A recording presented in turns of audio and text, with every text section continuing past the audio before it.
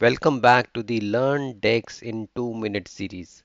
This is day 7 and today we will learn useful count functions count, CountA, CountRows, DistinctCount and CountBlank function. I have added a table showing the dataset. Now let's start with count function. Count function count all the rows except blank values. Create a measure using count function. So type count example equals to count opening parenthesis and select the product column. Press enter. Now drag the measure in the card visual and it will return 15 because product column don't have any null or blank value. Now in the same measure, change the column name to nodes. It will return 11 because there are 4 rows having blank values in nodes column. Now similarly, count a function count all the rows except blank values. So instead of using count, if I use count a, the result will be same.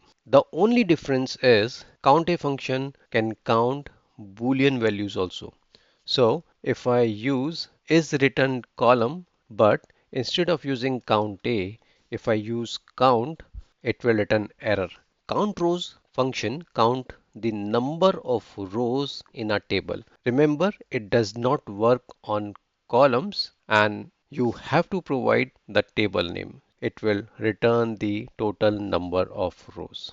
Distinct count counts the distinct values in a column. Create measure using distinct count and select the category column. It will return 2 because category column has two distinct values, tech and furniture. CountBlank function counts the number of rows in a specified column that contains blank values. If I use nodes column, it will return 4 because there are 4 blank values in nodes column. So in this way, you can use different count functions in Power BI.